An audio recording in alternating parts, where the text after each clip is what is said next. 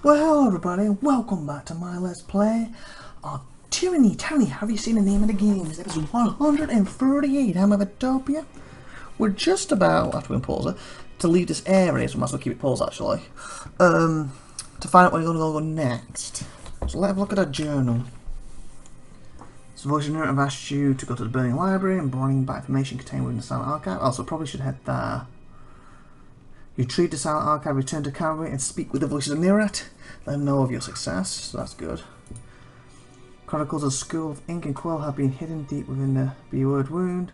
Help me find and resemble them. Well, I'm doing that. Do you know if there's a way he can be freed from his armoured prison? He's blessed with the chaos that emerged from there as well and believes that one of the worrying actions... Oh yeah, I'm trying to find stuff for them, aren't I? That's the main quest. I guess I got to do this. So if I can remember where he is. So I'm here. Can't zoom in and out, but I can move this.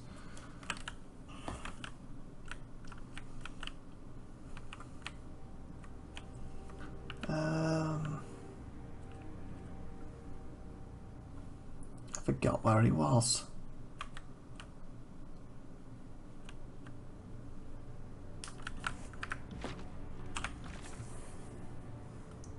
To the Canaphony. Nah, Canaphony.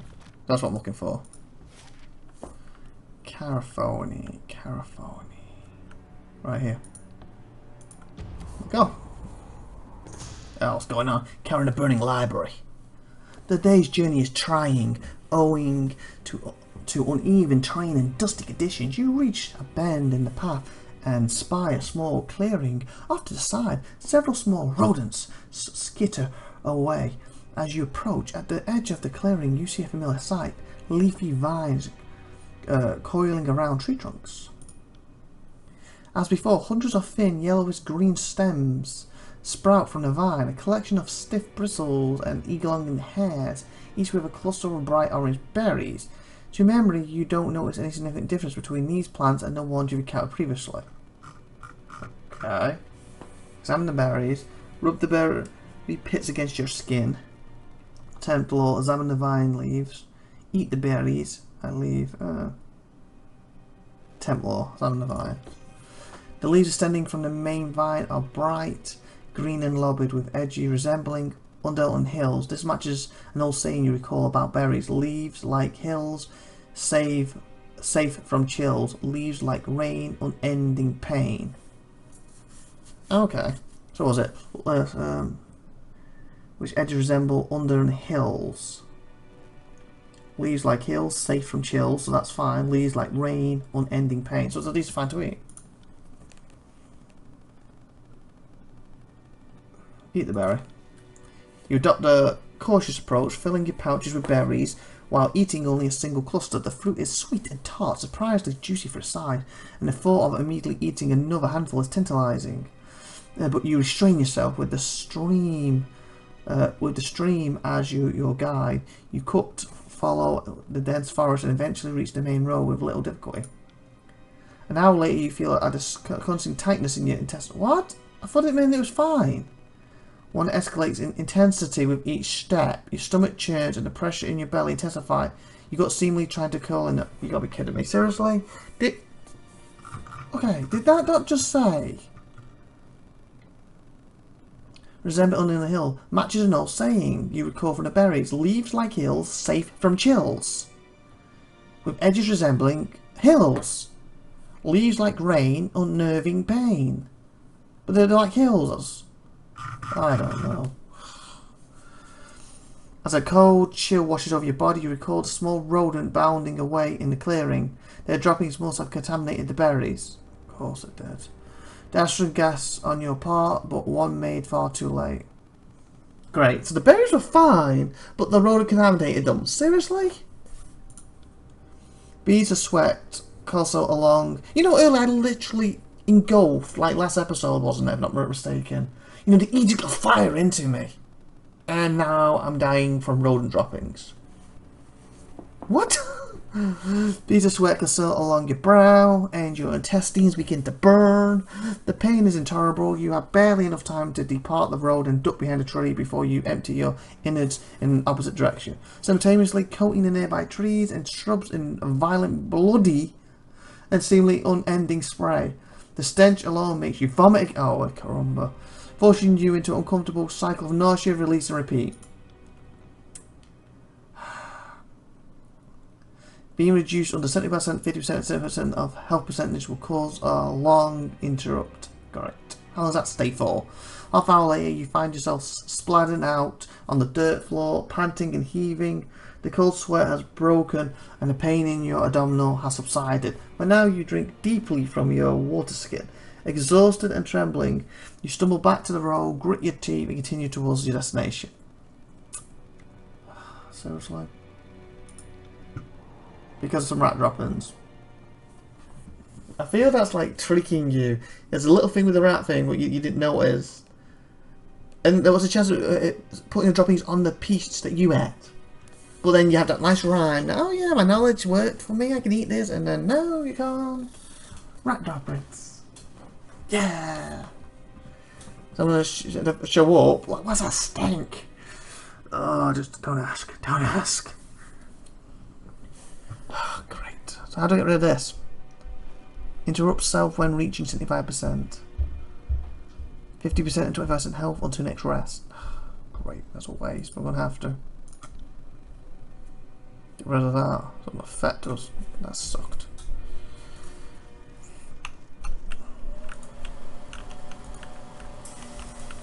Hi. Oh, nice. Glad you did that. That was nice of you.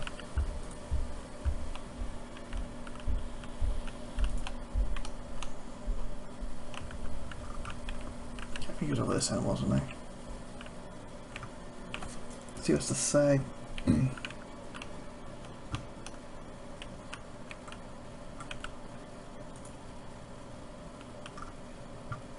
There he is.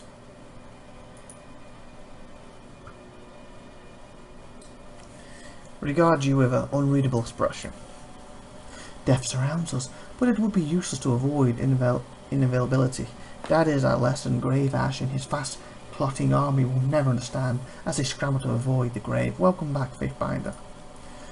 What do you need to know? We're dizzy with answers. I'm ready to report on my activities. Return victorious? And our censor has come back to the fold with a wealth of intelligence, as much as her meagre brain could hold under the circumstances. But do not grow complacent. We have much work to do before the tears are draped in scarlet robes. The flames behind his mask lick around the eye holes with anticipation. Oh, okay. I read it as flames. My brain did not take it as flames because for lick, tongue. So how's it getting around his eye hole? Makes sense when you register a flame word. Since a return to us without the silent archive, we suppose Tuna ought to know that you're not just in possession of forbidden lore, you're the teachings of the tears with you. Now you're the expert here, but that seems enough to warrant intent to dispute. We attempted to ask what our silence is worth. The Archon hurls his sceptre into the air, gingerly catching it on its return before tapping the sceptre to his mast. But it'd be hard for us to keep a straight face. So is he annoyed with me, or is he upset that I've kept it and could tell on him? That you're not just in possession of forbidden law, you're the teachings of the tears with you. So what's next? Why is the Silent Archive so important to you? Forbidden law? Silent Archive? I have no idea what you mean by all this. Quit speaking in riddles. Don't suppose you want to make an offer on it? Why is that so important to you? Oh, the green light behind his eyes flares up in amusement. Are you trying to bait us into a legal trap, Faithbinder?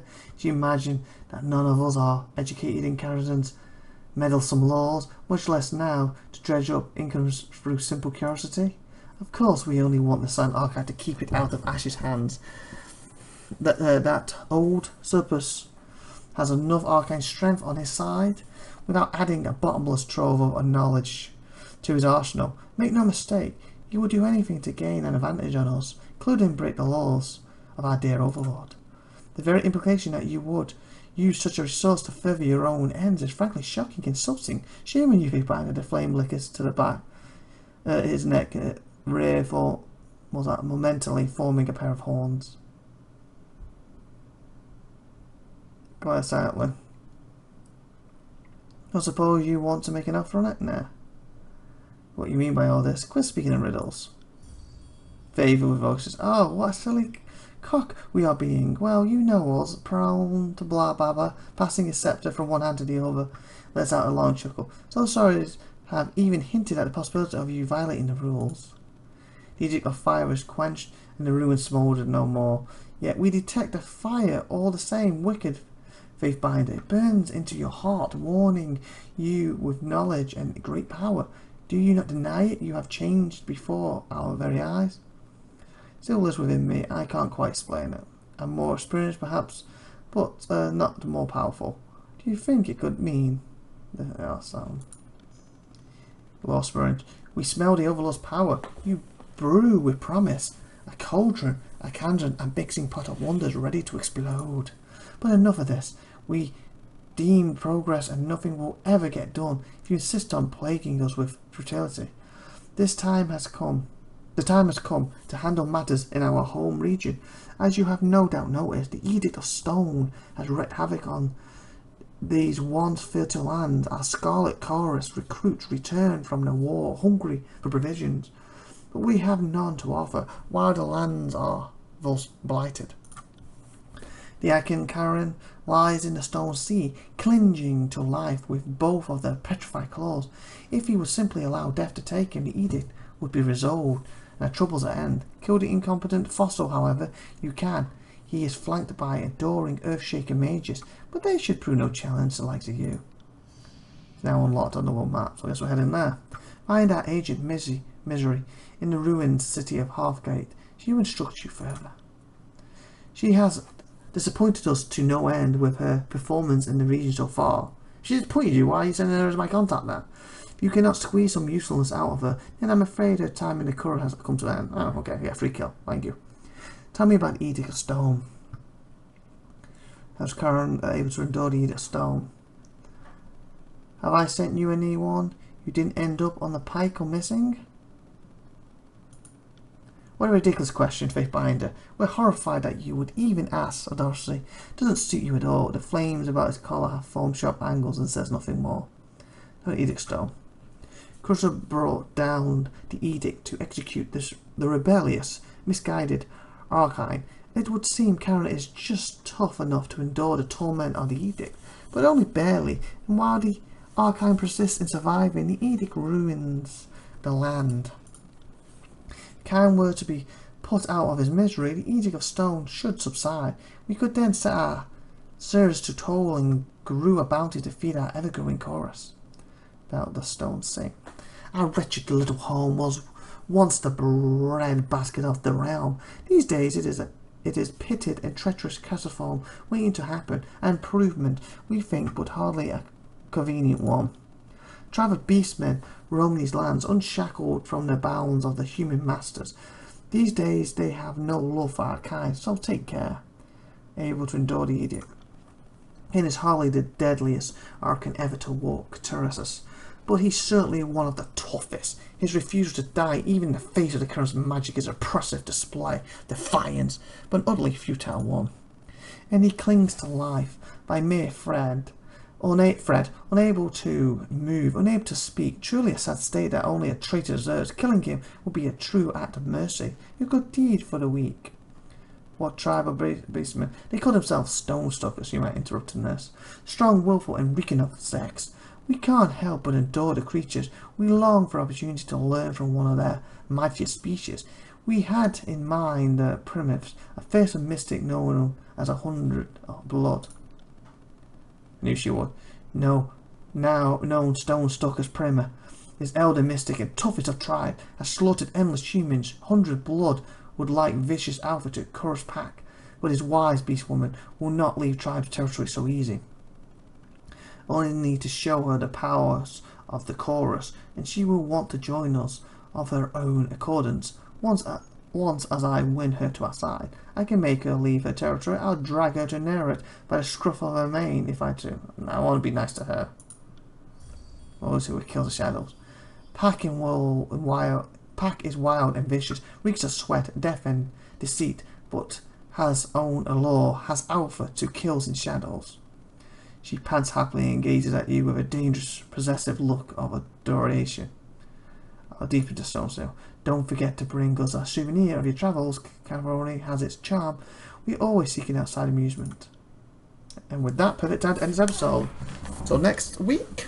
Oh, message received. I guess we'll read that next week. Click. So we will read and answer this next week then. So please like, please subscribe, please tune in next time. And of course, like I said, share the video. Have a great day. Bye.